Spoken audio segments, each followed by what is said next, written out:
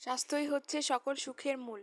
আসলে এই কথাটা একদম ঠিক কথাই। শরীর ভালো না থাকলে মনও ভালো থাকে না। আর মন ভালো না থাকলে কোনো কিছুতেই ভালো লাগে না। আপনার যদি শরীর ভালো না থাকে আপনি যত ভালো রেস্টুরেন্টে যান, যত ভালো কিছুই শপিং করতে যান, আপনার কিন্তু ভালো লাগবে না। তো আসসালামু আলাইকুম, আমি মুসাদ্দিকা। আলহামদুলিল্লাহ আমি ভালো আছি। আশা করি আপনারা সবাই অনেক ভালো আছেন। তো ঘুম থেকে উঠেই প্রথমে বিছানাটা গুছিয়ে নিচ্ছিলাম। আসলে এটা কিছুদিন আগের করা ভিডিও।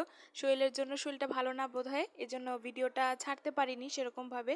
আসলে ভিডিও ছাড়ার জন্য তো সময় দেওয়া প্রয়োজন, ভয়েস দিতে হয়, সময় দিতে হয় এর পিছনে। যেহেতু আমার শরীরটা ভালো লাগছিল না, তাই ভিডিওটা ওইরকমভাবে এডিটও করতে পারিনি আর ভয়েস দিয়ে আপনাদের সাথে শেয়ারও করতে পারিনি। তো আজকে ভিডিওটা আপনাদের মাঝে নিয়ে চলে এসেছি। তো দেখেন, আপনাদের সাথে কথা বলতে বলতে আমার ঘরবাড়ি কিন্তু গোছানো হয়ে গিয়েছে। আসলে ঘর তো প্রতিদিনই গোছাতে হয়। এই ঘরবাড়ি গোছানোর ভিডিও আপনাদের সাথে দিতে দিতে আমি বিরক্ত হয়ে গিয়েছি। আসলে আর কি দিব, আমি প্রতিদিন যেসব কাজকর্ম করে থাকি সেগুলোই কিন্তু আপনাদের মাঝে শেয়ার করি, বেশি কিছু করি না। আর আমি যেগুলো যেগুলো দেখাই সেগুলোই আমি বাস্তব জীবনে করে থাকি। তো ঘরবাড়ি ক্লিন করে এখন চলে গিয়েছি রান্নাবাড়ির কাজে। আসলে আম্মুই রান্না করছিল আর আমি দাঁড়িয়ে একটু ক্লিপ নিয়ে নিচ্ছিলাম। তো আম্মু এখানে কাটাকাটি সব কিছু করে নিয়েছে।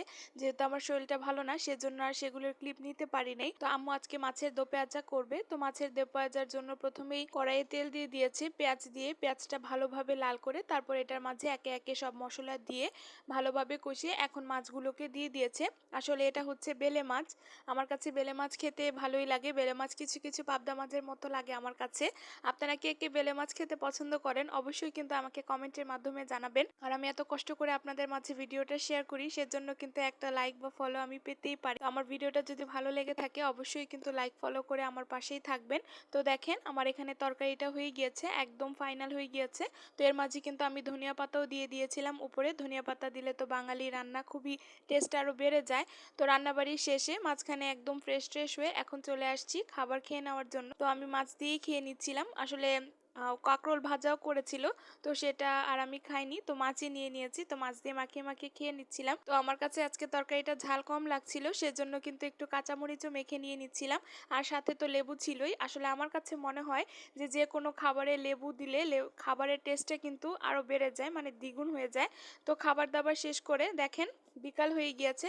তো বিকালবেলা দেখি কেমন জানি একটু মেঘলা মেঘলা হয়ে রয়েছে। তো আমি ঘুমিয়ে ঘুমিয়ে দেখছিলাম আর আপনাদের জন্য কিছু ক্লিপ নিয়ে নিয়েছি। আসলে বৃষ্টি আসার আগ মুহূর্তটা কিন্তু দেখতে খুবই ভালো লাগে।